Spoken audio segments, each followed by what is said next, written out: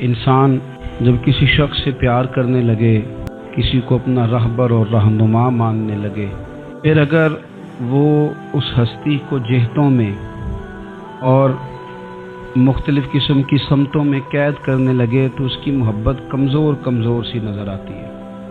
کہے کہ مجھے فلاں سے پیار ضرور ہے، پر اتنا ہے، اتنا نہیں ہے، اس حد تک ہے، اس سے آگے نہیں ہے، اتنا کروں گا، اس سے آگے نہیں جاؤں گا، اتنی بات مانوں گا، اس سے زیادہ نہیں مانوں گا، تو محسوس ہوتا ہے کہ اس شخص نے محبت کی نہیں۔ محبت تو اطاعت پر مجبور کر دیتی ہے، محبت تو انسان کو مجنون بنا دیتی ہے۔ اللہ کے پیارے رسول صلی اللہ تعالی علیہ وآلہ وسلم کی محبت ہم پر ضروری قرار دی گئی۔ جس طرح حدیث پاک میں یہ فرمایا گیا نا کہ تم اتنی دیر تک مومن نہیں ہو سکتے جب تک ہر چیز سے بڑھ کر، ہر شخص سے بڑھ کر نبی پاک علیہ السلام سے پیار نہ کرو، اسی طرح قرآن مجید نے فرمایا کہ فلا و ربک، اے محبوب ہمیں آپ کے رب کی قسم، اے محبوب آپ کے رب کی قسم، لا یؤمنون حتی یحکموک فیما شجر بینہم، یہ اس وقت تک مومن نہیں ہو سکتے جب تک اپنے ہر معاملے میں آپ کو حاکم تسلیم نہ کر لیں، یا آپ کو حاکم تسلیم کر لیں، ہر بات میں آپ کا حکم ماننے لگے تو آپ کا رب پھر ان کو مومن مانے گا۔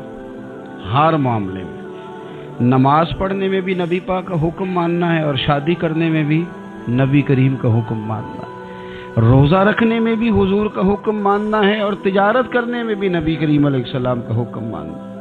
جس طرح ہم لوگوں نے نوافل پڑھنے میں، تلاوت کرنے میں رسول کریم علیہ السلام کی بات کو سننا ہے، اسی طرح ہم نے فیصلے کرنے میں، کچہری میں جانے میں، عدالت میں پہنچنے میں، وہاں بھی ہم نے نبی کریم صلی اللہ تعالی علیہ وسلم کی بات پر ہی غور کرنا ہے، اور سرور کائنات علیہ السلام کو ہر معاملے میں از اول تاخیر اپنا حاکم تسلیم کرنا۔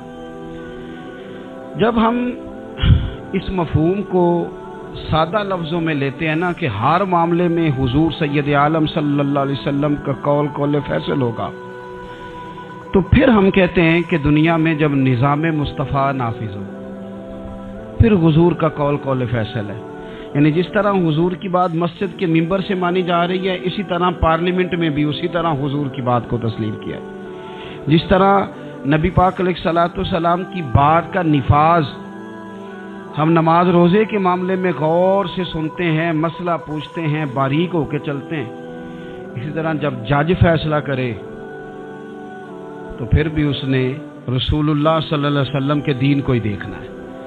نظام مصطفیٰ صلی اللہ علیہ وسلم جب نافذ ہوگا، دنیا میں حضور کا قانون جب نافذ ہوگا تو پھر ٹھنڈی ہوا چلے گی۔ مسلمانوں کا یہ مسئلہ ہے کہ یہ نبی پاک سے پیار تو کرتے ہیں اور الحمدللہ بڑا کرتے ہیں، لیکن یہ پیار کو جہتوں اور سمتوں میں قید کرتے ہیں۔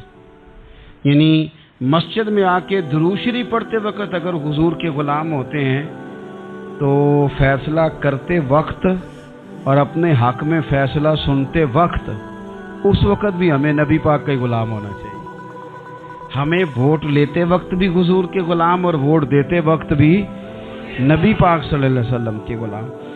جب تک نظام نافذ نہیں ہوتا، نظام، یورپ کو آپ کی نماز سے تکلیف ہی کوئی نہیں تو نماز پڑھنے کے لیے مسجدیں بنانے کی اجازت دیتے ہیں، قرآن پاک جتنا مرضی آپ وہاں پڑھیں وہ اجازت دیتے ہیں، آپ زکاتیں دیں جتنی مرضی، وہاں سے لوگ چندے اکٹھے کر کے یہاں نہیں لے آتے، کریں جو مرضی۔ ان کو آپ کی نہ نماز سے پریشانی ہے، نہ مسئلہ زکوٰۃ سے پریشانی ہے، نہ صوم و صلات سے مسئلہ ہے، ان کو تو مسئلہ یہ ہے کہ کچہری میں کہیں نبی پاک کا دین نہ آ جائے، ان کو تو مسئلہ یہ ہے کہ کہیں پارلیمنٹ میں حضور کا دین نہ آ جائے۔ دو قومی نظریے کیا ہیں اور نظریہ پاکستان کیا ہے جس کی بنیاد پر پاکستان بنا؟ بڑے ٹھنڈے دل سے میری بات کو سمجھیے گا۔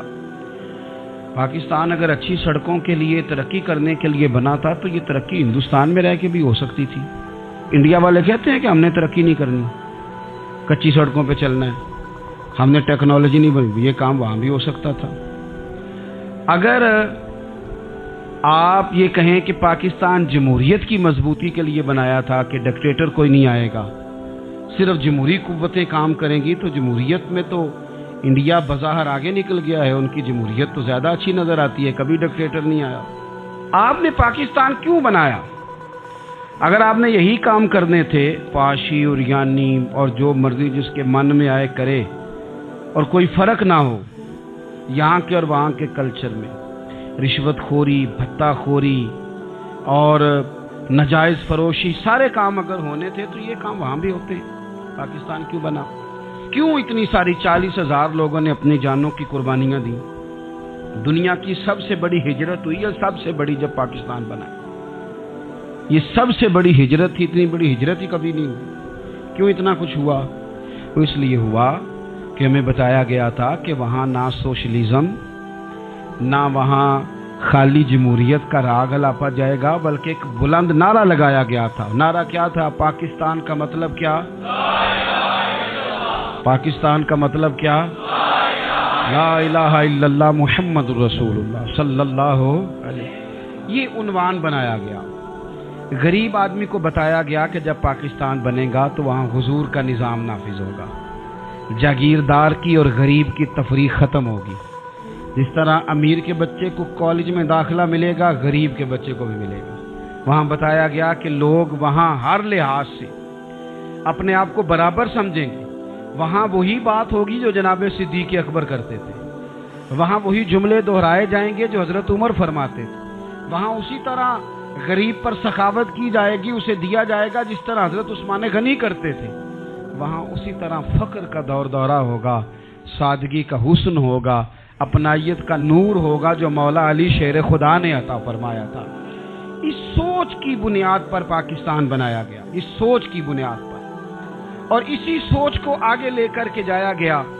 کوئی سیاسی پارٹی اب یہ بات نہیں کرتی۔ دو قومی نظریے کا معنی یہ تھا کہ ہندو الگ قوم ہے، مسلمان ایک الگ قوم ہے، ان کا رہنا سہنا، اٹھنا بیٹھنا، کھانا پینا الگ ہے، ہمارا اٹھنا بیٹھنا، کھانا پینا، سارے معاملات الگ ہیں، تہذیب و تمدن الگ ہے، لہذا ہمیں الگ سے خطہ چاہیے جہاں ہم اسلامی نظریات کے مطابق آزاد ہو کے اپنا وقت گزار سکیں۔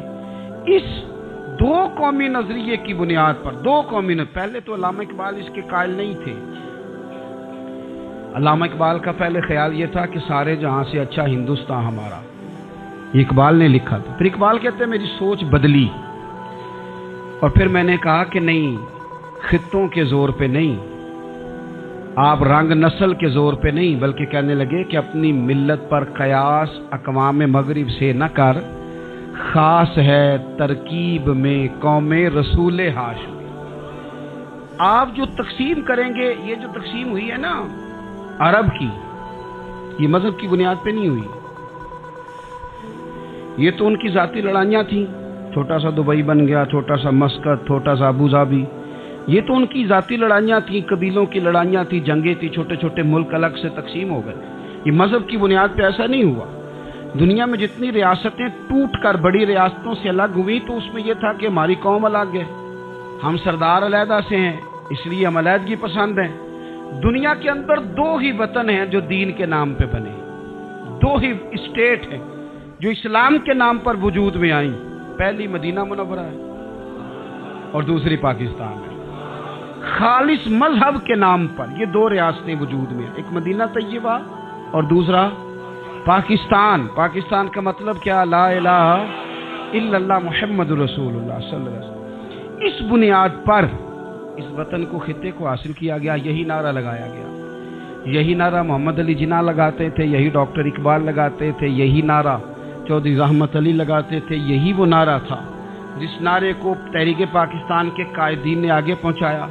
اس زمانے میں جو رائٹر لکھتے تھے ان کی تحریریں آپ آج بھی نکال کے دیکھ لیں، وہ کہا کرتے تھے کہ پاکستان قائم ہوگا تو امیر غریب کی تفریق ختم ہوگی، پاکستان میں وہی نظام آئے گا جو نظام رسول پاک صلی اللہ علیہ وسلم لے کے آئے، قرآن کو نافذ کر دیا جائے گا۔ یہ اس زمانے کے لوگ لکھا کرتے تھے، بیان کرتے تھے، اسی کا ابلاغ ہوتا۔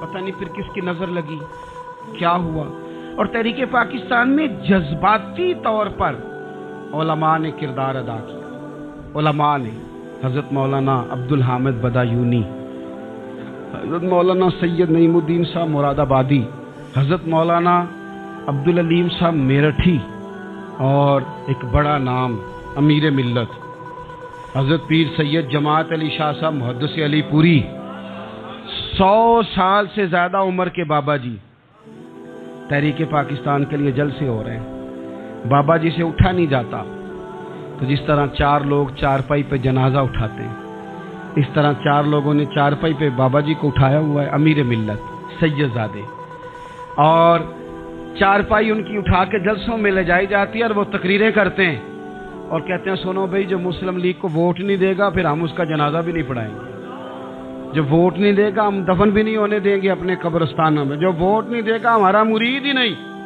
اتنے جذبات میں لا کے 40,000 لوگوں نے قربانیاں دی.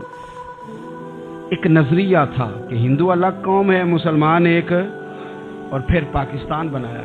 آج کیا دھما چوکڑی ہے، کیا ذاتوں پاتوں کی بنیاد پر؟ یہ تو ہندوؤں کا طریقہ تھا کہ وہ ذاتیں پاتیں گنتے تھے کہ یہ برہمن ہے، یہ شوتری ہے، یہ کھتری ہے، یہ فلانا ہے، یہ ہمارے گھر نہیں آ سکتا، یہ نیچ ہے. اور اگر آج اس ملک میں بھی الیکشن ذات کی بنیاد پہ لڑا جائے اور یہاں بھی صرف اس لیے سپورٹ کیا جائے کہ یہ میری برادری کا ہے، صرف اس لیے سپورٹ کیا جائے کہ میرا قبیلہ ہے، پہلے دیکھا جائے کہ یہاں کون سی برادری مضبوط ہے تو اس کینڈیڈیٹ کو ٹکٹ دیا جائے، پھر کیا آپ نے وطن بنا کے کیا کمال کیا؟ تو اس کا ایک نظریہ ہے. کیا نظریہ ہے کہ مسلمانوں کا رہنا، اٹھنا، بیٹھنا، کھانا پینا الگ ہے. دیکھو ایک سادی سی بات ہے، یا آپ نے داڑھی رکھنی ہے، مونچھیں رکھنی ہے، تو اس پر بھی نبی پاک صلی اللہ علیہ وسلم نے کہا کہ الگ سے تمہاری شناخت ہونی چاہیے، الگ سے. فرمایا تم نے یہودی چونکہ مونچھیں بڑی رکھتے تھے، فرمایا تم نے داڑیاں بڑی کرنی ہے، مونچھیں پست رکھنی ہے، یہودیوں کی مخالفت کرنی ہے. یہ لفظ ہیں حدیث میں ساتھ. سادی سی بات ہے نا، پگڑی باندھنی ہے، باندھ لے کوئی آدمی. ہمارے پنجاب میں لوگ پگڑی بھی کہہ دیتے ہیں، صافہ بھی کہہ دیتے ہیں، کلا بھی کہہ دیتے ہیں، جو جس کے من میں آیا. لیکن حضور نے تاکید لگائی، فرمایا خاص ہے یہ بھی، یہ اسلام کا کلچر ہے، کلچر الگ سے ہے. فرمایا یہودی بغیر ٹوپی کے سر پہ پگڑی باندھتا ہے، تم نے پہلے ٹوپی پہننی ہے پھر پگڑی باندھنی، یہودی کی مخالفت کرنی. یہ الگ کلچر ہے، الگ تہذیب ہے مسلمانوں کی.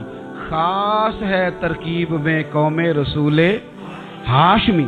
آپ کی عدالت میں وہ والا نظام نہیں ہوگا جو امریکہ میں ہے، آپ کی عدالت میں وہ والا نظام نہیں ہوگا جو برطانیہ میں ہے، آپ کے پارلیمنٹ میں وہ نظام نہیں چلے گا جو یورپ کا، برطانیہ کا، فلانے کا فلانے کا ہے.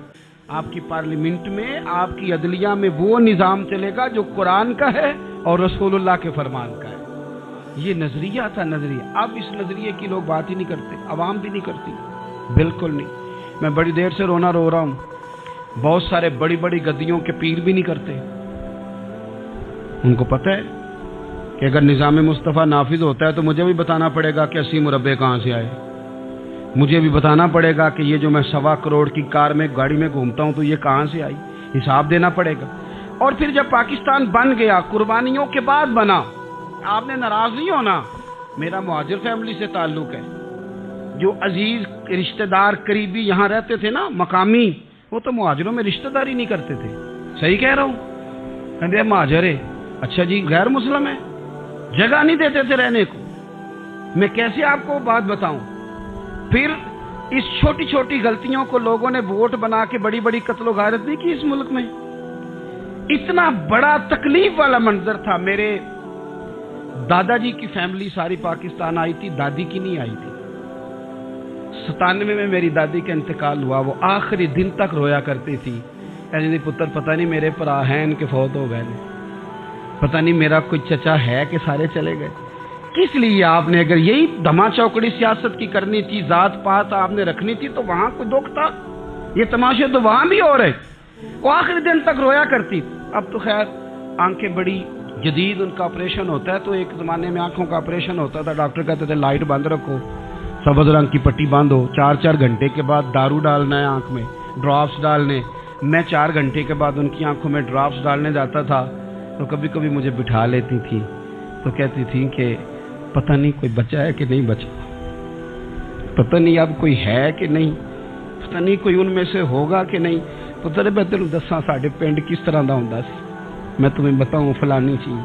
پھر جناح نے اعلان کیا تھا کہ ملک بن گیا، کہتی تھی ہم نے بڑا کہا اپنے رشتہ داروں سے کہ چلیں، پر وہ کہتے تھے یہ تو تھوڑے دنوں کی بات ہے، سب نے واپس آ جانا ہے۔ میں نے 2 دفعہ یہ ماحول دیکھا ہے، اٹاری اسٹیشن پہ، واگا بارڈر پہ، ایئرپورٹوں پہ، ایک بھائی ادھر ہے ایک ادھر ہے، اس طرح تڑپ کے روتے ہیں جب لوگ انڈیا پاکستان آتے جاتے ہیں۔ کیوں آپ نے یہ سارا کچھ کیا؟ صرف ایک نعرہ تھا کہ پاکستان کا مطلب کیا؟ لا الہ الا اللہ محمد الرسول اللہ۔ صرف ایک نعرہ تھا کہ یہاں ہم حضور کا دین لے کے آئیں گے، وہ دین تم لائے نہیں، انہی نوابوں، وڈیروں، چودھریوں کے ذمے تم نے کام لگا دیا۔ اپنے ملک میں حضور کے نظام کے لیے جد و جہد کریں، یہ بنا ہی نبی پاک کے نظام کے لیے، اس کا کوئی دوسرا حل ہو سکتا؟ کوئی حل نہیں، یہ حضور کے نظام کے لیے بنا ہے۔ 2-3 باتیں آپ کی خدمت میں عرض کرنی ہے جو آپ نے زیادہ غور سے سننی۔ سب سے پہلے تو پاکستان بدلنے کے لیے ضروری ہے کہ نظام مصطفیٰ کے لیے جد و جہد کی جائے، فکر حسینی اپنائی جائے، اور وقت کے ہر یزید کو للکارا جائے، اور للکار کر کے نظام کے لیے کوشش کی جائے کہ نظام مصطفیٰ اس ملک میں نافذ ہو۔ اس جد و جہد کو آگے بڑھایا جائے، وہی جد و جہد جو ہمارے بزرگوں کا قافلہ صدر الافاضل سید نعیم الدین مراد آبادی سے لے کر علامہ شاہ احمد نورانی صدیقی تک، اور آج کے اس دور کے اکابرین تک جو جد و جہد کرتا آیا ہے، اس جد و جہد کو اپنایا جائے۔ ہمارے منہ سے یہ لفظ نکلیں کہ ہمیں صرف مسجد میں دین نہیں چاہیے، کچہری میں بھی چاہیے۔ دیکھیں نا، کچہری میں دین نافذ ہو تو کس طرح ہوتا ہے۔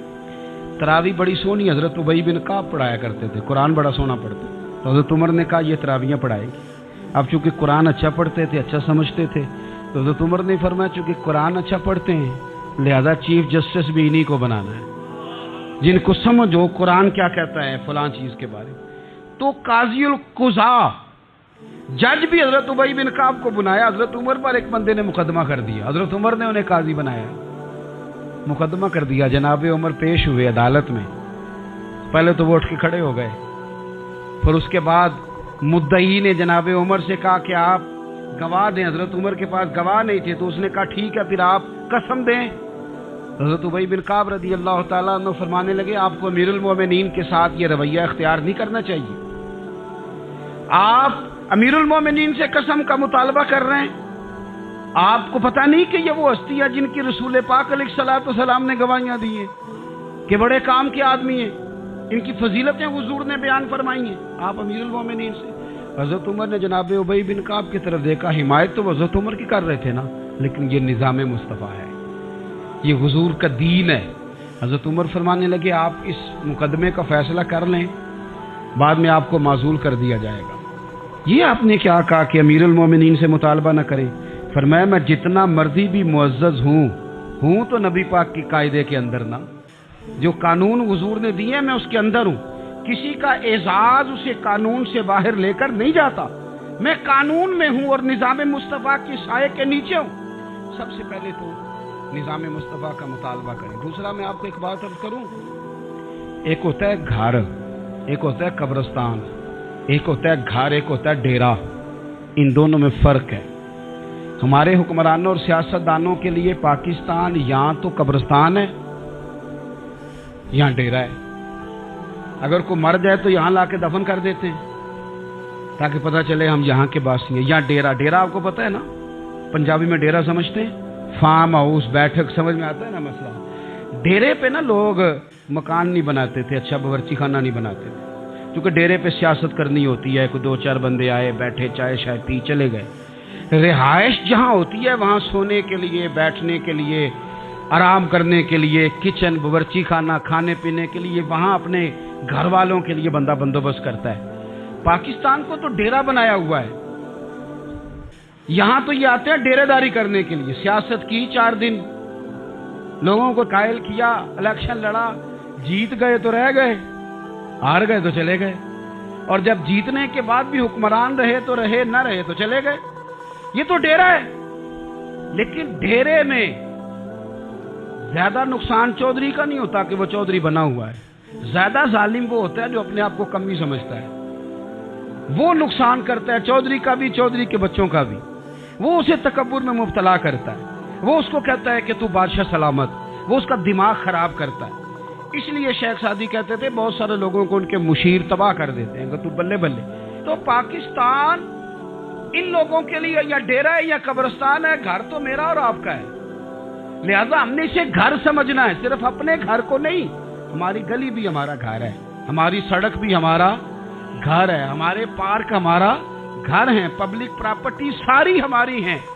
ہم نے حکمرانوں کا صرف انتظار نہیں کرنا, ہم نے ریپر دیکھ کے پھینکنا ہے کہ گھر ہمارا ہے. ہم نے سڑک پہ کچرا دیکھ کے پھینکنا ہے کہ گھر ہمارا ہے. ہم نے اس کے ذروں سے, اس وطن کی مٹی سے پیار کرنا ہے. اور یہ آپ چھوڑ دیں کہ سندھ میں فلانے کی حکومت ہے اور خیبر پختونخوا میں فلانے کی حکومت ہے, پنجاب فلانے کا ہے اور بلوچستان فلانے کا ہے. یہ باتیں آپ چھوڑ دیں. خیبر پختونخوا بھی درویشوں کا ہے, حضرت بابا عبدالرحمان کا ہے, پیر عثمان کی شریف کا ہے خیبر پختونخوا, سندھ حضرت عبداللہ شاہ غازی کا ہے, اور پنجاب بابا فرید کا ہے اور داتا علی اجمیری کا ہے. تو میرے عزیز, سب سے پہلے تو نظام مصطفیٰ کا مطالبہ کریں, پھر اس کی صفائی میں, ستھرائی میں, تعمیر میں, ترقی میں اپنا کردار ادا کریں. تیسری بات یہ کہ لوگوں کو یہ بات سمجھائیں ایک دوسرے کو کہ بہت زیادہ خود غرض نہ بنیں, فقط اپنے گھر کی فکر چھوڑ دیں. یہ ملتوں کا طریقہ نہیں, قومیں اس طرح نہیں بنتی. فقط اپنے گھر کی فکر کرنا. ایسی ہوا چلی ہے کہ ہر شخص سوچتا ہے تمام شہر جلے بس ایک میرا گھر نہ جلے. یہ فکر چھوڑ دیں. دیکھیں نا, ہمیں بتایا گیا, نبی کریم صلی اللہ تعالی علیہ وسلم کے فرمان نے بتایا کہ 40 گھر آگے, 40 گھر پیچھے, 40 گھر دائیں, 40 گھر بائیں, یہ تیرے پڑوسی ہیں. اور سخاوت تو کہاں سے شروع کر. حضور نے جناب ابو ذر غفاری سے فرمایا تھا کچھ نہ ہو سکے تو شوربہ ہی زیادہ پکا لیا کر, اسی سے پڑوسیوں کا بھلا کر. اپنے ارد گرد تھوڑا دیکھیں ہم کس کے کتنے کام آ سکتے ہیں, اور اگر کسی کے گھر میں کوئی پریشانی ہو تو اسے ختم کرنے کی کوشش کریں. اگر ہمارے دائیں بائیں کوئی آدمی کسی غلط چیز میں ملوث ہو تو دور کرنے کی کوشش کریں. کیوں بھلا؟ اس لیے کہ پڑوسی کے گھر کی آگ صرف اس لیے نہیں بجھانی چاہیے کہ اس کا گھر نہ جل جائے. پڑوسی کی آگ اس لیے بھی بجھا دینی چاہیے کہ اگر اس کے گھر سے آگ نہ بجھائی تو وہ ہمارے گھر بھی آ جائے گی. اگر ساتھ والے کے گھر کی آگ نہ بجھائی جائے تو وہ ہمارے گھر بھی آ جائے گی. اس لیے اس وطن میں جتنے گھر ہیں وہ سارے اپنے. ایک آخری بات آپ حضرات کی خدمت میں بڑی درد مندانہ میں نے عرض کر دی, درد مندانہ. اگر سیاستدان امیر کبیر ہمارا بھلا نہیں کرتے تو چلو ہم ہی ایک دوسرے کا بھلا کرنا شروع کر دیں, تھوڑا تھوڑا نفع کرنا شروع کر دیں. حضور علیہ السلام نے فرمایا لوگوں میں بہتر وہ ہے جو لوگوں کے لیے نفع مند ہو. اگر بہت زیادہ اونچے درجے کا افسر اگر ہمیں لگتا ہے اللہ ماشاءاللہ کہ وہ کرپٹ ہے, تو جہاں جہاں ہم بیٹھے ہوئے ہیں جس جگہ پہ, ان جگہوں پہ ہی ہم ایک دوسرے کا بھلا کرنے لگ جائیں. چلو مہربانی کرے ریڑھی والا یہ سوچ لے کہ میں نے وہ پھل نہیں لے کے جانا جو لوگوں کو بیمار کر دے گا. چلے سبزی والا یہ سوچ لے کہ یہ والی سبزی اب اتنی تباہ کن ہو گئی ہے کہ بیمار کرے یہ کام. چلو میڈیکل سٹور والا ہی مہربانی کرے کہ میں نے دعائیں صرف وہ لے کے آنی ہیں جو فائدہ مند ہیں. جو دعائیں ایکسپائر ہو گئی ہیں, جن میں کوئی مسئلہ بن گیا, وہ میں نے کام نہیں کرنا. اور چلو کریانے والا ہی مہربانی کر دے, وہ بیسن ہی صحیح لے آئے یار, وہ والا نہ بیچے جو لوگوں کے لیے نقصان کا باعث. وہ بوتلیں اصلی بیچے, نقلی نہ بیچے, کیونکہ وطن ہمارا ہے. آپ یقین کریں کہ میں اوپر کی بات نہیں کرتا, نیچے تک حال اتنا خراب ہے کہ آگے آگے جو پھل دکھانے کو لگائے ہیں وہ اور ہیں, اور ان کے پیچھے جو پڑے ہیں وہ اور ہیں. اتنا عجیب منظر, اتنی عجیب. میں اب تو چلیں کچھ احباب مجھے سفر کرا دیتے ہیں. ایک زمانے تک میں کرائے کی گاڑی میں سفر کرتا تھا. ایک صاحب کو میں نے ایک دفعہ بتایا کہ مجھے شیخو پورہ جانا ہے, کتنی دیر رکیں گے؟ میں نے کہا کہ ظاہر ہے جلسہ ہے, فارغ ہوگا تو آ جائیں گے. تو شیخو پورہ والوں نے بھی مجھے شیخو پورہ بتایا تھا. تو وہاں جا کے پتہ چلا کہ 10 کلومیٹر اندر جانا ہے. انہوں نے بریک لگا لی وہیں پہ, کہنے لگے جی 10 کلومیٹر اگے جانا ہے تو پیسے نویں طے ہون گے. گل شیخو پورے دی ہوئی سی. تو میں کوئی ایسا مسئلہ نہیں تھا, میں ہنس پڑا, پریشان نہیں ہوا. میں نے کہا بالکل ٹھیک ہے, آپ صحیح کہہ رہے ہیں, یہ آپ کی بات بالکل بجا ہے, آپ نے جو کہا وہ درست کہا.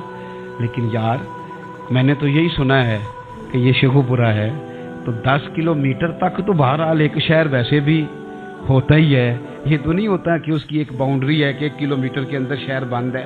لیکن میں نے کہا کہ تیری سوچ نے ایک بات مجھے، اس دوست کو میں نے سمجھایا، پیارے تھے، قائل کیا. تو میں نے کہا تمہاری سوچ سے ایک بات میری سمجھ میں آئی ہے کہ ہم بڑے خود غرض ہیں. ہمیں صرف ہمارے حکمران نہیں لوٹتے، بس ہاتھ نہ پہنچے تو انگور کھٹے ہیں، ورنہ اگر پہنچ جائیں تو کوئی ایک طریقہ ہونا چاہیے کسی بندے کو کسی جگہ نیچے لے کے آنے کا کہ وہ ہو 10 کلومیٹر آپ نے تو یہ کہا تھا، اب کیسے بات ہوگی. میں نے انہیں کہا کہ کچھ بھی نہیں اس سے فرق پڑتا، اس سے کوئی فرق نہیں پڑتا. لیکن ایک زمانہ میں نے دور دیکھا، اور ایک دور میں نے وہ بھی دیکھا کہ مجھے ایک جگہ جانا تھا. اللہ اکبر. ایک قاری صاحب تھے، امام صاحب تھے، کسی زمانے میں وہ رہ چکے، تو ہمارے علاقے میں بھی انہوں نے امامت کی تھی. تو میں وہاں جا رہا تھا، تو ان کے گاؤں پہنچنے سٹاپ پہ اتر کے تو میں تانگے پہ بیٹھا. تانگے والے کو میں نے کہا کہ وہ چونکہ اپنے گاؤں جا چکے تھے چھوڑ کے ہمارا علاقہ، تو میں نے کہا فلانے قاری صاحب کے یہاں جانا ہے. تو نیچے اتر کے تانگے والا ظاہر ہے کار والے سے تو غریب ہی ہوتا ہے، تو میں نے اس تانگے والے سے کہا کہ میاں کرایہ کتنا تیرا بنتا ہے. کہنے لگا میں مولوی صاحب دے پرونے کو کرایہ نہیں لینا، اس لیے کہ انہوں نے ہمیں قرآن پاک پڑھایا ہے اور انہوں نے ہمیں. اور پھر میں وہ تانگے والا، اس کے کپڑے، اس کی طامت، اس کا سارا کچھ سادہ. تو میں بار بار میرا دل کرتا تھا کہ میری آنکھیں اس کی فوٹو کھینچ لیں، کیا شخص ہے، کیا انداز ہے. اور وہ مجھے کہنے لگا مولوی صاحب واپس کدوں کو جانا دے. میں نے ان سے کہا کہ میں نے نا جی شام کو ہی واپس لوٹ جانا ہے. تو کہنے لگے میں ڈیگر کو تک تہاڈا ویٹ کراں گا تے میں تانوں ڈیکاں گا، ایک سواری کٹ پاواں گا. میرا دل کردا ہے مولوی صاحب دا پرونا واپس بھی فری جائے. کیا اس کی آمدن ہوتی ہے تانگے والے کی. وہ بندہ بھی یاد رہ گیا، یہ بندہ بھی یاد رہ گیا. خدا را ہم یاد رہیں گے. مہربانی کریں آپ ایک دوسرے کا تھوڑا تھوڑا بھلا کریں، ایک دوسرے کی تھوڑی تھوڑی خیر کریں، ایک دوسرے کا تھوڑا تھوڑا نظریہ. ایک بندہ مجھے وہ بھی یاد ہے، بس میں بیٹھا تھا تو اس نے نا، ایک بوڑھی اماں نے اسے کہا کہ پتر میرے کو نا کرایہ 14 روپے تھا، تو اس نے کہا پتر میرے کو 10 ہی دے. اپنا اپنا رویہ ہوتا ہے. تو وہ کنڈکٹر جو تھا گاڑی کا، وہ کہنے لگا اماں جی اتر کے گا نہیں جانا. کہنے لگی پتر وے جانا ہے، پیدل ٹر جاؤں گی، غریب ہے میرا پتر، زیادہ پیسے نہیں کماندا، تے 10 روپے ہی دے. تو وہ کلینر بھی مجھے یاد رہ گیا، اس نے 10 بھی اماں کو واپس کر دی. کہنے لگا اماں جی کوئی گل نہیں، ساری دیہڑی کمائی دے ہی نے، اللہ دیونے والا ہے، تسی پیدل نہ جاویو، اے 10 روپے رکشے والے نو دئیو تاکہ تانوں گھر چ. او یار ایک ایک قطرہ اس ملک میں، ایک ایک آنسو کسی کا پوچھ لو، زیادہ نہیں، ایک ایک 2 آنسو پوچھو گے تو بڑے لوگ رونا چھوڑ دیں گے. ایک ایک 2 آنسو پوچھ لو گے تو بڑے لوگ ہیں رونا چھوڑ دیں گے.